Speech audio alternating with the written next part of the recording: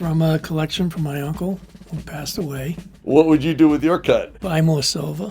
What is that? A gold note. If it has more than 3 folds, but original crisp feeling, that's a very fine. It's in decent shape. I'd say that's probably in the $40 or $50 range. Wow. We have something very interesting. Did you actually have a 1928 piece dollar in there? That's it. The 28. New to buying gold or silver? SD Bullion makes it simple with no order minimums, clear pricing, and discreet shipping. Trusted by hundreds of thousands, sdbullion.com, where America buys physical gold and silver. What type of necklace? It's a Tiffany and Co. Would that be something you guys would be interested in? No, and I'm assuming it's sterling silver. It is, yes. There is no premium on any jewelry in sterling silver because the refineries aren't paying any premium. In fact, they told me unless you want to lose your shirt, don't pay any more than 60% of the weight of the sterling silver. Oh, wow, okay. All right. Wow. And I think it's a temporary situation, but most of the refineries around the country are getting buried in silver. I think a jewelry store might be more inclined to give you a good or a better price because almost everything we buy gets scrapped. That would be a good idea. Thank you. Yeah. All right. Thank you. All right, bye. She was told to come here, Jewelry. but potentially expensive jewelry. Really? And I get bags and bags and bags of sterling silver jewelry. I got that in the mail. What is this? These cards that come in the mail and they're saying, if you want to sell your gold and silver jewelry, we'll take it. Gotta put it on the front door.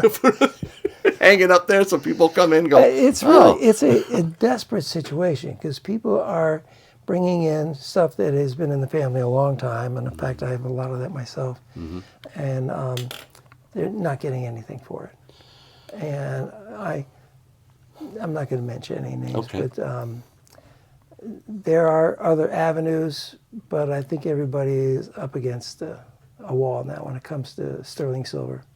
Jewelry and otherwise. Jewelry is okay. There just is no place you can get what we used to get for it. Interesting. Well, this gentleman over here has brought in a nice collection that he'd like you to go through and do an appraisal. Do you mind doing that?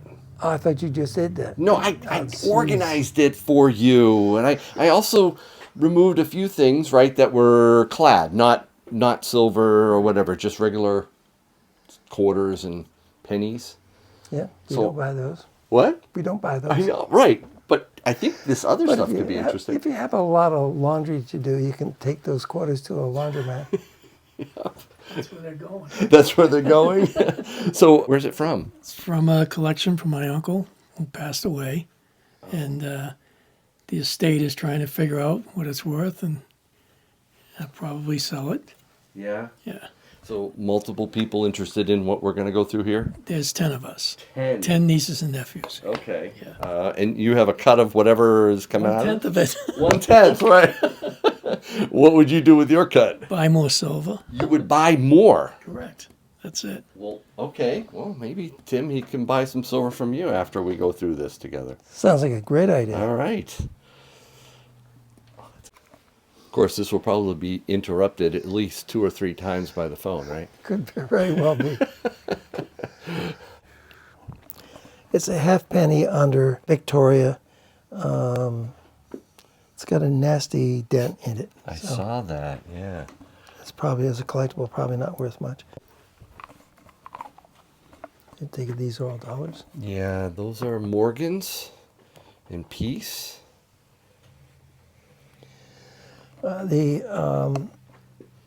Most of the wholesalers aren't paying full melt on them, just because they're getting buried in them. Yeah. But they're pretty close to their whatever the silver content is. And then we've got half dollars, these are 64s. We've got all quarters here. Yep. Dimes. There's some medicine for you, huh? Yeah, those are pretty easy.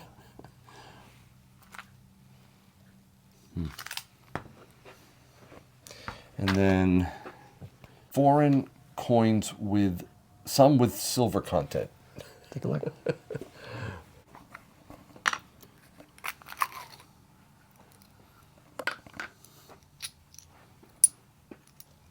These have no silver. And here's a little silver. That has a little silver.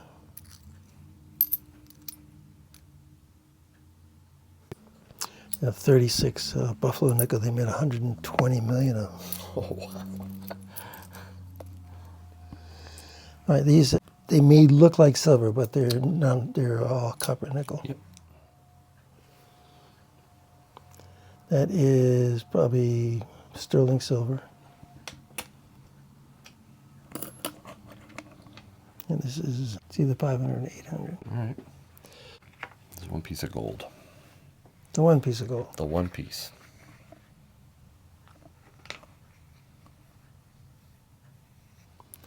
Two and a half Indian. You got it.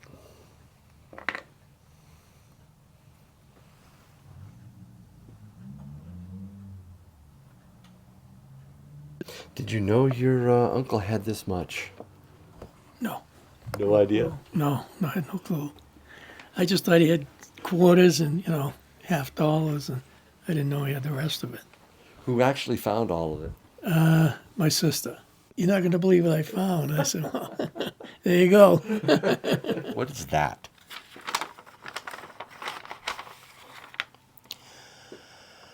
Well, it is in reasonably decent shape. What is it? Gold note. A gold note. Yeah. When our currency was actually backed by gold. Yeah. All the sizes were they brought them back to the current size in 1923. I think for the gold notes, it had to be pretty much the last series, although they did have notes up until, was it 1929, but that they had a recall, or a recall in the 30s for those notes. I'm not sure this one. Yeah, because I can't see anything. So. Yeah, look at this, yeah. Hilleggas. Yeah, he was the first treasurer, and before the Secretary of the Treasury, because it didn't have such a thing. He was appointed by Congress to manage the finances of the government during the Continental Congress, or between 1775 and 1779. It's not in great shape. I would say it's probably a very good. It has some hard folds here, which are tough. A little bit of edge. It's kind of ragged. Yeah, I can look that up for you. In currency terms, if it has less than 3 folds, fewer than 3 folds, it can be an extra fine, extremely fine. Oh, okay. And if it's an AU, it shouldn't have any folds or any other problems, but not be perfect. Okay. And if it's, obviously if it's crisp uncirculated is the term, then that's going to be something that has not been in circulation, no obvious circulation.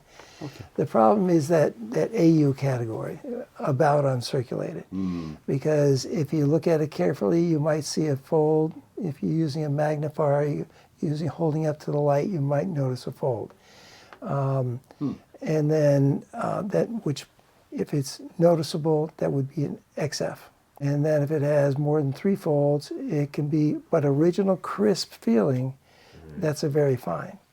And I noticed several of those in the silver certificates and some, the Federal Reserve notes, even from the 1950 era, they're basically face value. Yeah, it looks like you have a lot of Federal Reserve notes, and they're not that worth much more than their face value, because there actually aren't any collectible dates here. Silver, yeah, the series, does that matter? Yeah, 1950s, they're not that collectible. I mean, people might pay more for them because they're older, but they, as Federal Reserve notes, they're not terribly expensive. Do you remember your uncle, was it, that was collecting these? I never knew about the currency. Oh, you never knew? I just knew that he was always with the, the silver coins and the coming. Like I said, he came home from work. He'd throw them in a dish, and eventually he put them downstairs. And the silver dollars was always his thing. So, yeah.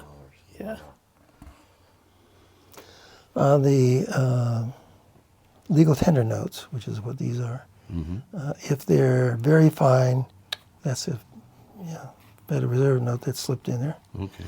But if the red seal notes or the legal tender notes are very fine or better, they are considered collectible. Some that are in that condition are really close to their face value. Okay. So maybe some of these worth more than 2? Yeah. Now there's one that's a very fine. That one's close to a very fine. Just looked at him and wondered why was he saving so Federal Reserve notes. They're not worth anything now, and they probably weren't worth anything then. They have definitely lost their purchasing power over the years, that's for sure.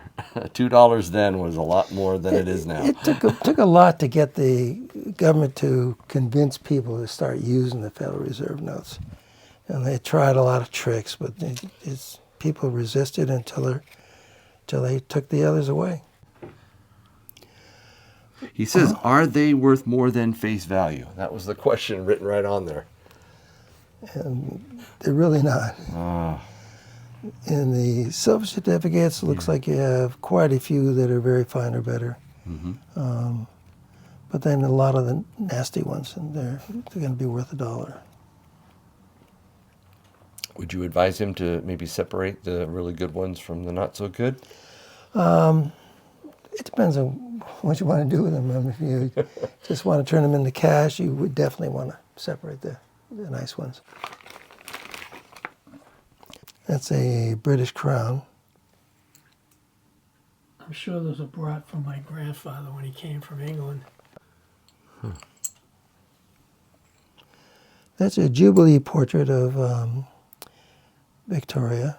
That's what they call the matronly portrait. There's different Victoria. styles, huh? Yeah. Very popular.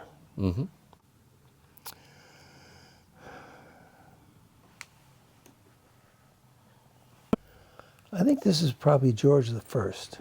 George the First. Yeah, there were some even in this country because it was back in the early 1700s. We do see, if you're a metal detector, you're going to see more George the Second, George the Third. George the Third was he was the popular one when we started a revolution. But it's in decent shape. I'd say that's probably in the $40 or $50 range. Wow. How'd you find out about Tim? Watching you, and that's when I first realized that he's here. Hearing everything about him, I figured, you know what, I'm going to go somewhere where I think the guy's reputable and everything's all about trust. Good. Now his YouTube star. He called you a YouTube star, man. I don't know. People are so disillusioned. Want a price from this? Yep. The idea is to liquidate it, put it in the bank, and then it goes into the estate, and everybody gets their little piece of it. These all have different amounts in them, don't they? They do. How do you You want me don't to? have anything on paper, do you, about how many dollars there are, how much of these things there are? Where's that bag I had? This is my hours and hours of homework. Oh, wow.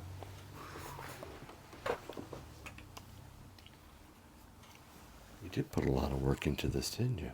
Yeah, there was a lot to it, I just wanted to make sure everybody knew that what was there, and Did you learn anything through it? yeah, document it when you're putting it away.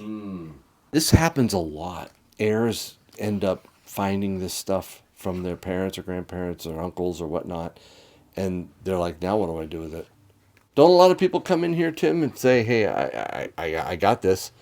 What is it? They don't know what to do. They haven't been prepped by their elders, haven't prepared them for what it is that's going to come their way. No, and that's all of us have to deal with what we have when the time comes. And some people, they look, they see what they have and they say, oh, I'm not going to go through all this. I'll just leave it to the kids or whatever, right? I'm spending mine. I tell my kids, hey, when it's gone, it's gone. That's it. That's it. I take them out to dinner, whatever we got to do. I'd like to be able to get rid of everything, but it's like getting more and more unrealistic. Is it? Yeah, because the finances of the country are such that it does not favor elderly people.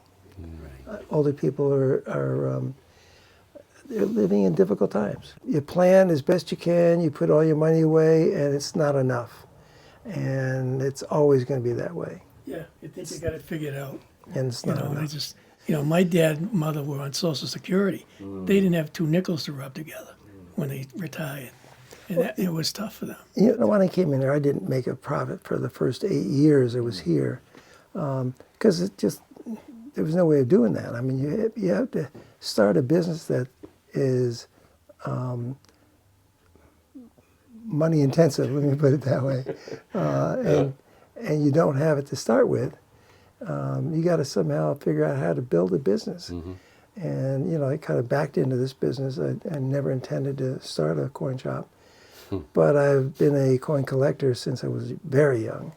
So at least there was something that I knew something about that I could maybe turn into a business. Are you glad you did? Yeah, very glad. Great people. Leaving what you have in this shop won't be a mistake, right, Tim? Oh yeah, you and I are going to get rid of it all before that time comes. Oh, we're liquidating? Well, what you don't help me sell, well, just I'll sell to you at a really good price. No. And let Mrs. Yankee be in charge when you make that final purchase. That's. How do we wrap this up, Tim? What's the good way to do this? Did you want a ballpark figure or? Fine, as long as I can get back to them with something. Ballpark is fine, right? Yeah. Okay. These things, as an example, I have a box that I believe has about 2,000 silver certificates in it. And they're not pristine. Okay, so what are they worth? Well, somewhere between $1 and $3. But the ones that are flimsy because they've been around, they're only worth $1. So going through here and grading everything would take forever. And I could, based on what I've seen, and there are some really nice ones in the front, and maybe a few of them in the middle, but then you got a whole lot that are like this. And the ballpark would be leaning toward the bad ones rather than the good ones, if I gave you a ballpark on these. Fortunately, you have a lot of Federal Reserve notes, and they're not worth much. They're for the 1950s. I don't think they even appear in the price guides yet. And most of these are Series 1950. Someday they're going to be collectible, but they are Federal Reserve notes. They don't have anything backing them. And silver certificates are there's a market for them, even though they're no longer worth silver. And legal tender notes have always been legal tender because the government says they are. Legal tender for all debts, public and private. Only Backed because by the full faith and credit of the United States government. That is exactly right, And the military. But all your Federal Reserve notes are going to be worth whatever the face value is. That will have a premium, something. Yes. There's a price in there, and that's the Bible. It's $65 for a very good. Okay. Silver?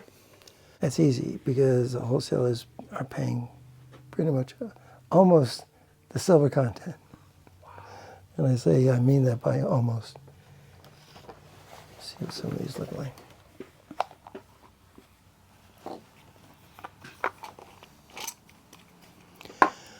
It may be a very collectible date, but you can tell that it's not going to bring much. So you don't go through all the dates normally, right?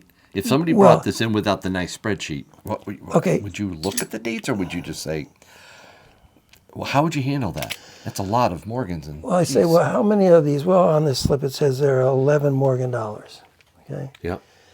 Unfortunately, if I were to sell these to the wholesaler, let's say I sell a truckload to the wholesaler, Yeah. they're going to say, no, you want to take $10 off the price of that one and this one, because this isn't normal. That's not normal toning.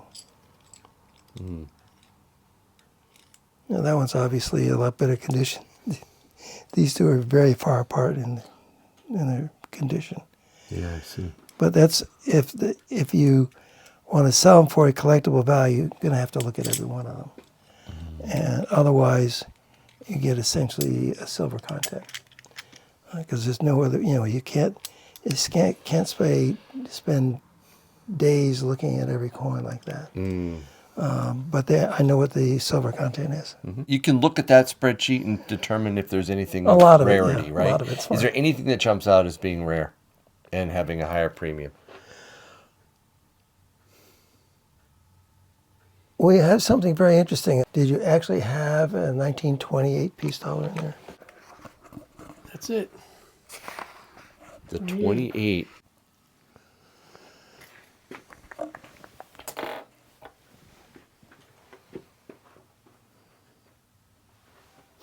Let me see. The coin. Is that a commonly counterfeited piece dollar? Yeah. Yeah. I have seen several counterfeited.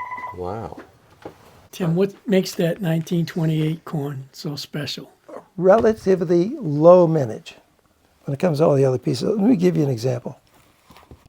And the good example is a 1922.